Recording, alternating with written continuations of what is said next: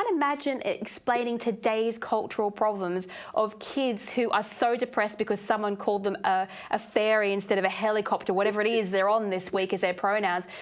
The cultural divide is so great that you're right, there is a kind of boredom and decadence that has led to, I mean, you'd almost call it a madness that society enters into this state. Is this a repercussion of being so far removed from the last period of true hardship that we've got no elders left who can bring society back to reality? Look, it probably is. I think that's hitting the nail on the head. So I think that when you look at history and you see civilizations that go into this period of relaxed decadence, they have collapsed. And we should not think that we are above that and beyond that. I don't think that we can take Western society as a whole and say there's this sort of system that would buck the trend of history. So if we don't address it and we don't consciously learn from what's happened in history and shift direction in the opposite way, I think we're on a collision course. Now, whether that takes 10 years, whether that takes 50 years, whether it takes 100 years, I think we're on a trajectory and heading in a direction that's very unhealthy for our future. Well, part of the referendum was this notion of truth-telling. Now, those of us, as you say, with a working knowledge of history immediately recognise the parallels with Mao's Cultural Revolution in China, in which history was retold and rewritten to suit the political narrative of the day.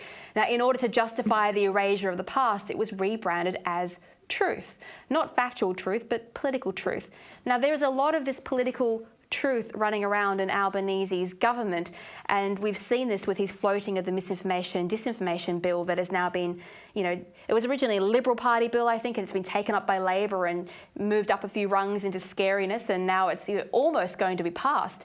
Now, what do we do when we've got a civilization of people, not just kids, but also adults who think that we should be able to control truth because that's how we stay safe? Their idea of freedom of speech is dangerous has permeated society for so long that it's actually now believed generally that everything they don't like is hate speech. Yeah, well, the thing that you've got to balance is this. There are things that are subjective, right? And if you look at, for example, the idea of the voice, I say that because it's a recent debate. There were arguments on both sides, and some of them may have had merit on both sides. It's got to be the people who decide what the correct arguments are. But some things are just objective truth, and it doesn't matter what your opinion is. You can have an opinion, but there's an objective truth. And what seems to have sort of shifted in recent times is this suggestion of my truth. So my truth and your truth could be very different. So if I say the sky is blue and you say that the sky is pink, well, we can't both be right because the sky is objectively whatever it's going to be, right? It doesn't matter what our opinions are.